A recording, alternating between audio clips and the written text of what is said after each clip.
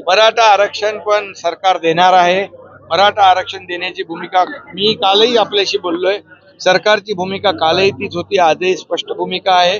इतर ओबीसी कुठल्याही आरक्षणाला धक्का न लावता मराठा समाजाला आरक्षण देणार। त्या बाबतीमध्ये मागासवर्ग आयोग मोठ्या प्रमाणावर काम करतोय।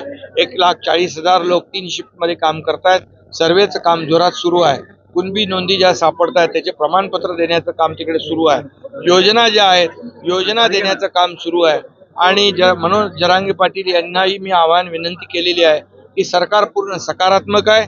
सरकार पूर्ण देण्याच्या मनस्थितीमध्ये काम करतंय आणि देतंय। म्हणजे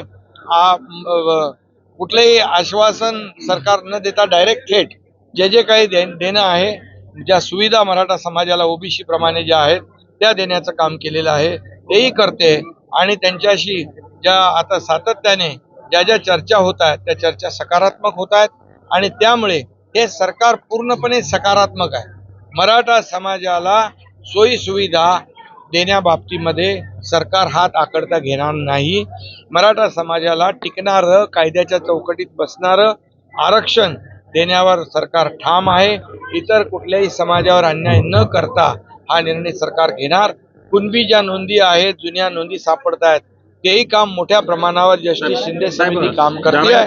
जस्टिस शिंदे समिती काम करते आणि म्हणूनच मनोज जरांगे पाटील यांना मी आवाहन केलेलं आहे की जर सरकार सकारात्मक नसेल तर आंदोलन ठीक आहे। सरकार सकारात्मक आहे, त्यामुळे सरकारला सहकार्य करण्याची आवश्यकता आहे। आणि म्हणून तमाम मराठा बांधव भगिनी समाजालाही माझं आवाहन आहे की सरकार तुमचंच आहे आणि म्हणून हे सरकार सर्वसामान्यांचे जे प्रश्न आहेत ते सोडवणारं सरकार।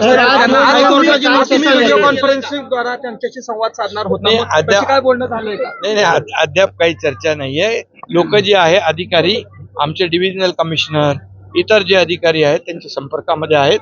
काही या कुणबी नोंदींमध्ये काही सूचना येत आहेत, मराठा मागासवर्ग आयोगामध्ये सर्वेमध्ये काही सूचना येत आहेत। या सगळ्या सूचना तातडीने अंमलात आणल्या जात आहेत।